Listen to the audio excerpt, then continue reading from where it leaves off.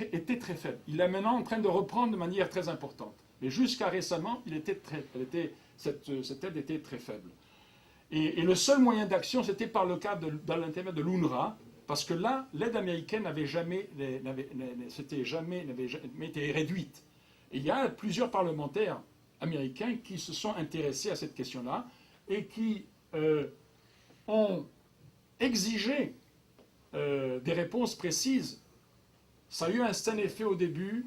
En 1999, il y a eu un effort qui a été fait par le part du département d'État pour exiger que l'UNRWA fasse l'examen des manuels utilisés par eux. Très rapidement, ils ont noyé le poisson. Autrement dit, ils n'ont pas procédé aux enquêtes auxquelles ils étaient engagés, et ils ont utilisé des arguments formels pour dire qu'ils étaient dans l'impossibilité de faire quoi que ce soit. Quels sont les arguments formels? C'est que d'après les règles auxquelles l'UNRWA est soumise, elle est obligée d'utiliser tels quels les manuels qui sont ceux du curriculum du pays hôte. Et par conséquent, qu'ils ne peuvent rien changer. La seule chose qu'ils peuvent faire, c'est ajouter des programmes. Alors bien sûr qu'il faut financer. Autrement dit, on a une situation absurde. Vous pouvez enseigner d'un côté que les Juifs sont les ennemis des prophètes et les ennemis de Dieu et tout ce que vous avez, et de l'autre côté, vous allez avoir un cours sur la tolérance qui va être financé par le département d'État et qui peut-être, comme cours facultatif, sera peut-être donné à certaines personnes sans aucune portée pratique. C'est pas sérieux. Et c'est sûr que de ce point de vue-là, du côté américain, je pense qu'on n'a pas été jusqu'au bout. Le problème a été soulevé et de manière très sérieuse, avec une très grande pression au début, et puis avec le temps, ça s'est relâché, et en fin de compte, on a abouti à un fiasco total. Et de ce point de vue-là, c'est un sujet très sérieux qu'il faudrait reprendre, mais encore une fois, moi je ne peux donner que quelques petits éléments d'information. En fin de compte, ce sont les gouvernements. Et là, on en arrive à ta dernière question concernant la Jordanie et l'Égypte. Le gouvernement qui devrait soulever cette question-là de manière sérieuse, c'est le gouvernement israélien. Et il ne le fait pas. Il ne l'a fait ni à l'égard de l'Égypte, ni à l'égard de Jordanie, ni à l'égard de l'UNRWA. Au contraire, il y a une déclaration une fois par an, au mois de décembre, il y a aux Nations Unies à New York, il y a une séance spéciale consacrée à l'autorisation du budget de l'UNRWA.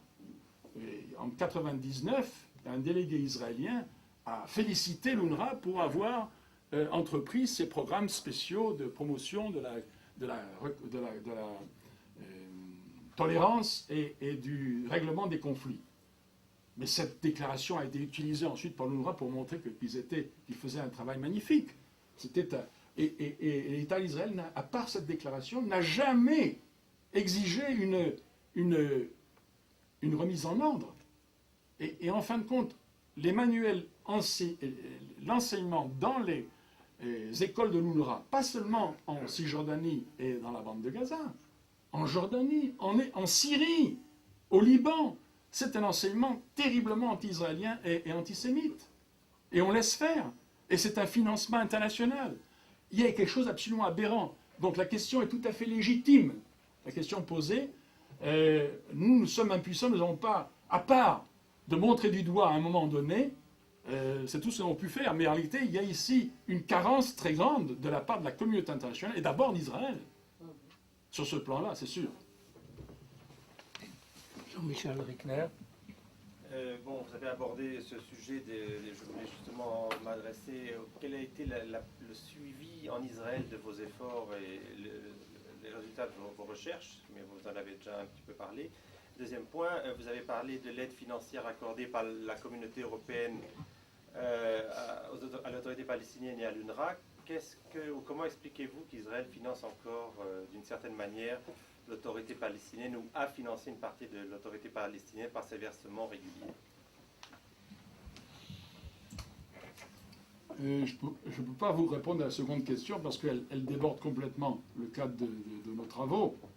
Ce que nous faisons, selon les pièces que nous versons à ce dossier, c'est qu'est-ce qui est enseigné en Jordanie, en Égypte, en Israël, dans les manuels scolaires palestiniens. Voilà. Et donc, je ne peux pas vous dire, je ne peux pas vous parler, je ne veux pas parler au-delà de cela, ce n'est pas de l'ordre de ma compétence. En ce qui concerne l'impact qu'ont eu nos travaux en Israël, je peux vous dire que on peut le diviser en deux types de réactions. Le premier type de réaction, c'est que nous gênons. Nous gênons, tout simplement. Nous ajoutons un problème à un agenda déjà assez lourd.